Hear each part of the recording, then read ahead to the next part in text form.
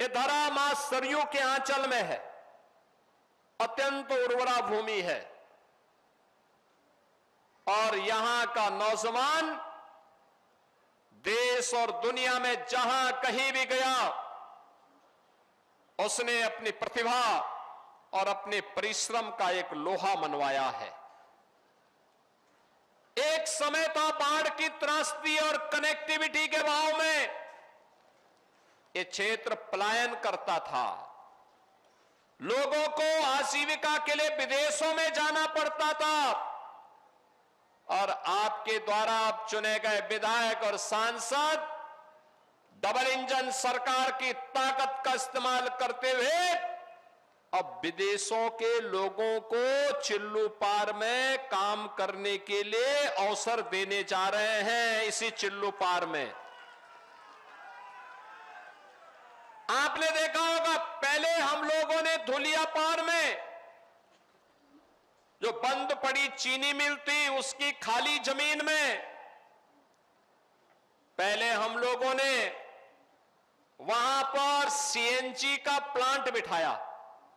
पराली से सीएनजी कितना उपयोग होता है याद करिए। आज अमेरिका ईरान का युद्ध चल रहा है, दुनिया में संकट है, लेकिन हमारे पास सीएनजी है तो हमारे यहां काम बंद नहीं है। इथेनॉल है, हमारा काम बंद नहीं हुआ है। अन्यथा अमेरिका जैसा देश भी जिस ऊर्जा में आत्मनिर्भर है, महंगाई 4 गुना हो गई है।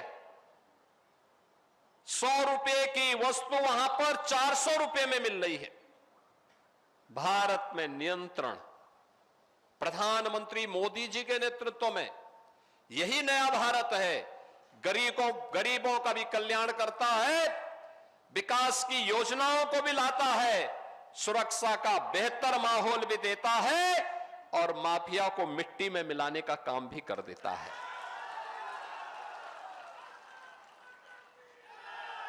कोई सोचता था 2017 के पहले कि धुलियापार में इंडियन ऑयल का सीएनजी का ये प्लांट लगेगा, और कोई सोचता था कि सैजनवा की गीड़ा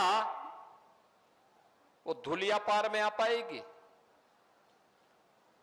आप सोचो, अब यहां ग्रेटर गीड़ा हम बनाने जा रहे हैं। यहां पर अभी से हजारों करोड़ रुपए के प्रस्ताव आ गए हैं, जिन प्रस्तावों को हमें यहां उद्योग के रूप में स्थापित करना है। इसमें सीमेंट की फैक्ट्री भी यहां लगने जा रही है। सीमेंट की फैक्ट्री आपके इसी धुलियापार क्षेत्र में लगने जा रही है। एक पावर प्लांट का भी, एक आधुनिक पेंट का भी, और साथ साथ अत्याधुनिक डिस्टिलरी भी, जिसमें आज की दवाइयां बनती हैं, जितनी भी मॉडर्न मेडिसिन है, एलोपैथ की दवा, इन सब के निर्माण की कार्रवाई भी यहां पर होने जा रही है। इतना ज्यादा निवेश के प्रस्ताव भारी पैमाने पर। याद करिए, राम जानकी मार्ग एक समय आवागमन ठप, आपको लखनऊ जाने के लिए मजबूर होने के लिए, उपचार के लिए लखनऊ जाने के लिए मजबूर होना पड़ता था। न कनेक्टिविटी थी, न रोडवेज की बस थी, न कोई अन्य साधन थे, जैसे तैसे चल पाता था। आज बेहतर कनेक्टिविटी हुई है, सड़कों का जाल बिछा है, और मैंने तो बोला है राजेश जी को, भाई आप जितना प्रस्ताव देंगे हम स्वीकृत करेंगे, क्योंकि मैंने यहां की पीड़ा को नजदीक से देखा है। यहां के नौजवानों ने मेरे साथ कार्य किया है, जूझे हैं। जब श्री राजेश त्रिपाठी जी ने यहां होम्योपैथ कॉलेज स्वीकृत करवाया था, उस समय काम तो आगे बढ़ा, समाजवादी पार्टी की सरकार आई, उसने काम रोक दिया। जिन लोगों को उस समय चुन करके भेजा था, उन्होंने कानों में तेल डाल करके इसको अनसुना कर दिया, क्योंकि राजेश त्रिपाठी ने स्वीकृत कराया है, इसलिए वह काम आगे नहीं बढ़ेगा। लेकिन जब 17 में फिर से हमारी सरकार आई, हमने राजेश जी रोज मिलते थे, कहते थे कि ये काम हो जाना चाहिए, जल्दी हो जाए। और मुझे प्रसन्नता है आज यहां पे आयुष के डॉक्टर बन रहे हैं। आयुष के डॉक्टर यहां इसी विधानसभा क्षेत्र में बन रहे हैं। अब डॉक्टर बनाने का काम आयुष डॉक्टर, ट्रेडिशनल मेडिसिन का एक नया केंद्र चिल्लू पार बन रहा है। बाढ़ के बचाव के लिए प्रस्ताव जो भी आएंगे, मैंने जल शक्ति मंत्री से भी कह रखा है, वे जो भी प्रस्ताव आते हैं वहां की समस्या का समाधान होना चाहिए। सड़कों के जो भी आएंगे, क्योंकि मेरा मानना है कनेक्टिविटी जितनी फास्ट होगी प्रगति उतनी तेज गति से आगे बढ़ेगी। और प्रगति होगी, नौजवान को बाहर पलायन नहीं करना पड़ेगा, अपने क्षेत्र में काम मिलेगा, वहीं पे नौकरी मिलेगी, वहीं रोजगार मिलेगा। और यही तो ये डबल इंजन सरकार के कार्यों की पूरे देश के अंदर एक नई पहचान है। बहनों और भाइयों, मुझे बहुत अच्छा लगता है आज चिल्लू पार विकास की प्रक्रिया के साथ जुड़ा है। आप देख रहे हो ना, एक तरफ पूर्वांचल विकास के लिए हम लोगों ने पूर्वांचल एक्सप्रेस वे का लिंक एक्सप्रेस वे, और दूसरी तरफ पूरी विधानसभा को आप देखिए, एक तरफ लखनऊ को जोड़ने के लिए एक्सप्रेसवे, लखनऊ गोरखपुर पूर्वांचल एक्सप्रेसवे, और दूसरी तरफ गोरखपुर वाराणसी को जोड़ने वाला NH 4 लेन का। कितना शानदार कनेक्टिविटी आपकी विधानसभा क्षेत्र का है। कहीं भी आप जाएंगे, अब ज्यादा देर नहीं लगी, लखनऊ जाना हो यहां से 3 घंटे में आप लखनऊ, वाराणसी जाना हो 2 घंटे में वाराणसी, गोरखपुर जाना हो अब आधा पौन घंटे में गोरखपुर, और गीडा तो यहीं पे आ रहा है। विकास भी होगा, नौजवान को अब बाहर नहीं जाना होगा, अब विदेशी लोग आकर के आपके यहां चाकरी करने का काम करेंगे, और यहां के नौजवान और यहां के नागरिकों के लिए रोजगार के ढेर सारे अवसर आगे बढ़ेंगे। और आज उसी क्रम में 319 परियोजनाओं के साथ हम सब आपके बीच में यहां पर उपस्थित हुए हैं। बहनों और भाइयों, देखिए आपके उत्साह को देखते हुए आंधी तूफान जो आ रही थी वो भी थम गई है। उसने भी तय कर लिया है कि अगर कल्याण करना है और वह अपना भी कल्याण चाहता है तो उसको डबल इंजन सरकार के साथ चलना पड़ेगा। और मैं सचमुच धन्यवाद दूंगा कि आपने राजेश जी को विधायक के रूप में चुना था, सांसद के रूप में श्री कमलेश पासवान जी को चुना, और दोनों ने मिलकर के विकास की इस प्रक्रिया को तेज किया। आज विकास की हर योजना आपके विधानसभा क्षेत्र में आ रही है, आपके विकास खंड में आ रही है, आपके क्षेत्र में आ रही है। इस क्षेत्र को अब विकास से वंचित नहीं रहना पड़ेगा। विकास की प्रक्रिया तेजी के साथ आगे बढ़े, यही तो आज यूपी की पहचान हो गई।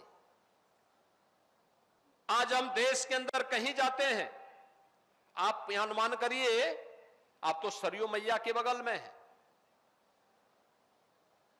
यहां के बहुत सारे लोग ऐसे हैं जो प्रतिदिन सरयू मैया में स्नान करने जाते हैं, बहुत सारे लोग हैं जो साप्ताहिक स्नान करने जाते हैं, बहुत सारे ऐसे हैं जो हर पर्व और त्योहार में अयोध्या धाम जाते हैं, बहुत सारे ऐसे हैं जो काशी जाते हैं। एक अनवरत सिलसिला है। अनुमान करिए, एक वोट जब आप देते हैं ना कमल के फूल पर, कैसे पीढ़ियों की पीढ़ी तर जाती हैं। 500 वर्ष पहले जिस अयोध्या धाम में हम सब अपमानित हुए थे, उस अयोध्या की क्या स्थिति थी? 500 वर्षों तक संघर्ष चलता रहा, अनवरत संघर्ष, पीढ़ी चली, पीढ़ी पे पीढ़ी पर पीढ़ी, आंदोलन, संघर्ष, वर्ष दर वर्ष बीतते गए। संघर्ष का सिलसिला थमा नहीं। मोदी जी प्रधानमंत्री बने, डबल इंजन की सरकार आई, आज अयोध्या में भगवान राम का भव्य मंदिर का निर्माण हो गया। भगवान राम का भव्य मंदिर, भगवान राम के भव्य मंदिर से खुश है ना? कितने लोग खुश हैं? अयोध्या में राम मंदिर क्षेत्र के निर्माण से कौन लोग खुश हैं? क्या ये काम कांग्रेस कर पाती? क्या कांग्रेस के बस का था? और क्या समाजवादी पार्टी कर पाती? आप सोचो, जब ये आपकी आस्था को सम्मान नहीं दे सकते,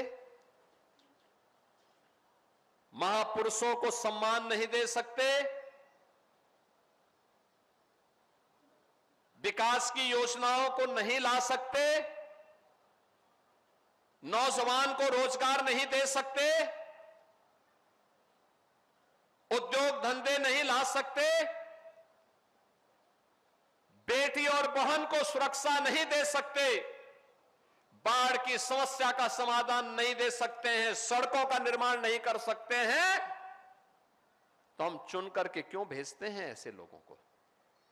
नहीं चुनना चाहिए। जब हम गलत व्यक्ति को चुनते हैं तो अपने ऊपर एक नया बोझ और एक नया कलंक का ठप्पा भी लगाते हैं। और यही तो होता था, यही होता था उत्तर प्रदेश के साथ, यही होता था। गलत लोग चुन करके जाते थे, जनता का पैसा जनता के विकास में नहीं लगता था, कुछ चंद लोगों के परिवारों के विकास में लगता था। नौकरी आती थी, उसमें सेंध लगती थी। यूपी के नौजवान को नौकरी नहीं मिलती थी, पैसा लेन देन शुरू हो जाता था, विकास की योजना में ठेके पट्टे के लिए पहले ही मारपीट होने लगती थी।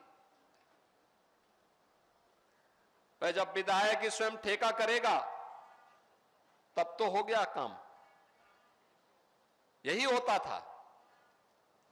लेकिन अब विकास भी हो रहा है, नौजवान को नौकरी भी मिल रही है, पुलिस भर्ती हुई, चिल्लू पार के नौजवान भी भर्ती हुए थे, गोरखपुर के भी लगभग 800 से ऊपर नौजवान भर्ती हुए थे।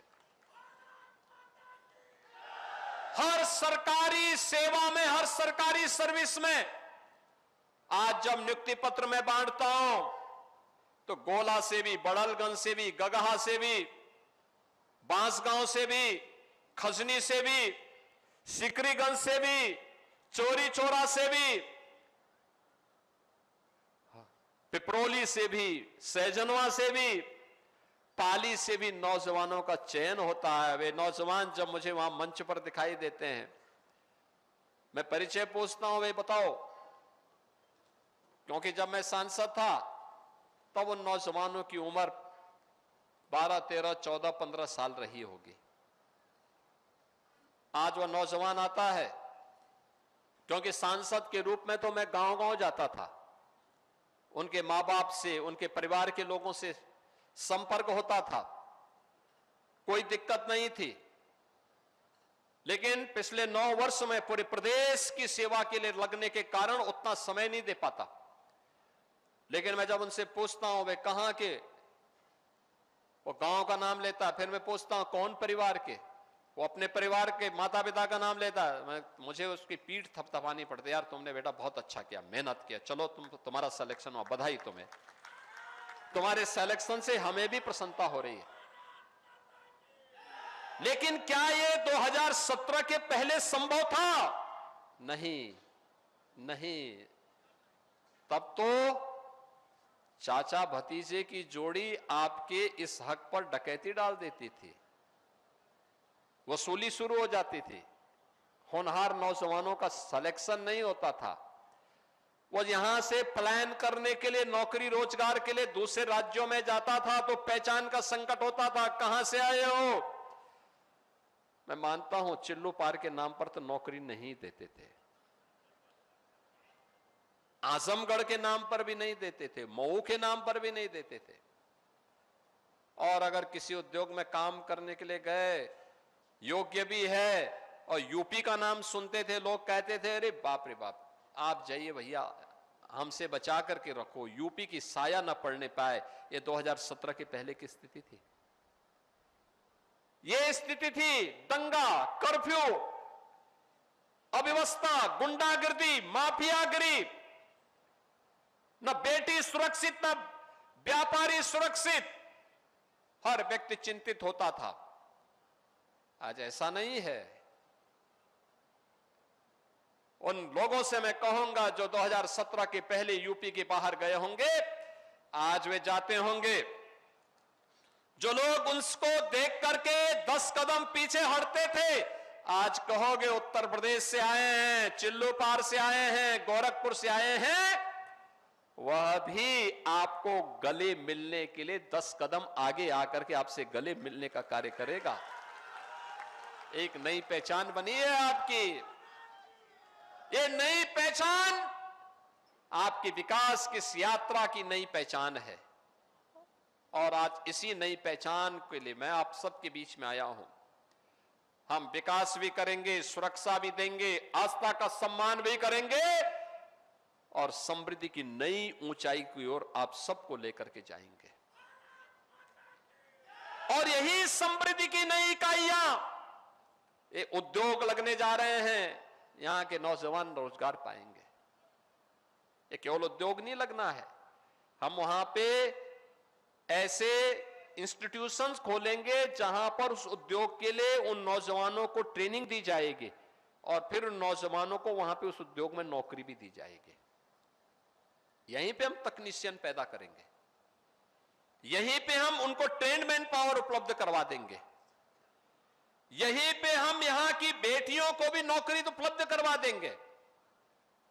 बाहर जाने की आवश्यकता नहीं पड़ेगी। विकास की प्रक्रिया और अर्थव्यवस्था को गति तभी मिलेगी जब अच्छी सरकारें होंगी, सुशासन होगा, सुरक्षा का माहौल होगा, आम जनमानस विकास के प्रति आक्रामक तरीके से आगे बढ़ेगा। और विकास की उसी प्रक्रिया के साथ जोड़ने के लिए आज मुझे चिल्लू पार विधानसभा क्षेत्र में आने का सौभाग्य प्राप्त हुआ है। मैं चिल्लू पार के सभी नागरिकों को, सभी मतदाताओं को इन 319 परियोजनाओं की हृदय से बधाई देता हूं, अपनी शुभकामनाएं देता हूं।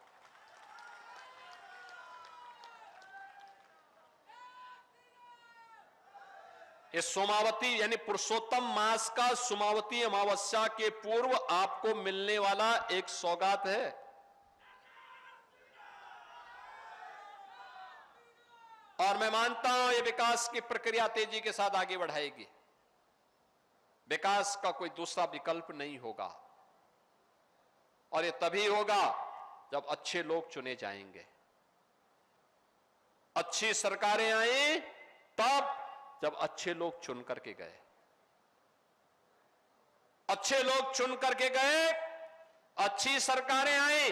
अयोध्या में राम मंदिर बना, राम जानकी मार्ग का निर्माण हो रहा है, काशी में काशी विश्वनाथ धाम का निर्माण हो रहा है, गोरखपुर में फर्टिलाइजर कारखाना का निर्माण भी हो गया है और एम्स का निर्माण भी पूरा हो गया है।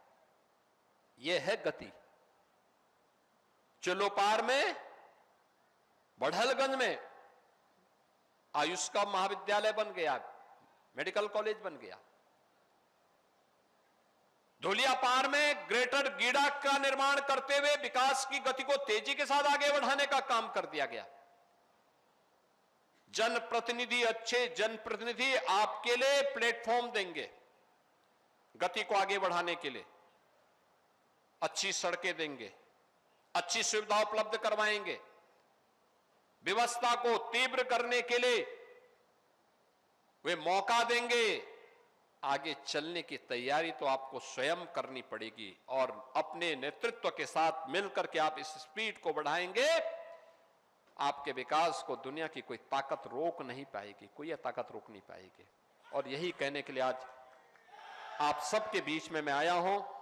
मैं आज के इस अवसर पर 319 परियोजनाओं के लिए इस विधानसभा क्षेत्र से अपने लोकप्रिय विधायक श्री राजेश त्रिपाठी जी को, इस संसदीय क्षेत्र के लोकप्रिय सांसद श्री कमलेश पासवान जी को, जो केंद्रीय मंत्री भी हैं और ग्रामीण विकास के मंत्री भी। ग्रामीण विकास मंत्री का मतलब प्रधानमंत्री सड़क योजना का काम उन्हीं के मंत्रालय के अधीन है। आवास योजना भी उन्हीं के मंत्रालय के अधीन है। प्रधानमंत्री आवास योजना ग्रामीण क्षेत्र की, ये तेजी के साथ आगे बढ़ेगी। आप तीव्रता के साथ आगे बढ़िए। मैं इन दोनों जनप्रतिनिधियों को हृदय से धन्यवाद देता हूं, अपनी शुभकामनाएं देता हूं। चिल्लू पार के सभी नागरिकों को हृदय से बधाई देता हूं और विश्वास करता हूं कि विकास और विरासत की इस यात्रा के साथ आप सब मजबूती के साथ, बिना रुके, बिना डिगे, बिना झुके, बिना डरे निरंतर आगे बढ़ेंगे। इस विश्वास के साथ आप सबके प्रति मेरी मंगलमय शुभकामनाएं हैं। धन्यवाद। जय जय श्री राम। जय जय श्री राम। आपके मोबाइल पर तुरंत आएगी ब्रेकिंग न्यूज। स्क्रीन पर सबसे पहले दिखेगी बड़ी खबर। देश दुनिया की हर खबर एक जगह। अब आपके मोबाइल पर तुरंत फटाफट इंस्टॉल कीजिए न्यूज़ नेशन ऐप और रखिए खुद को अपडेट।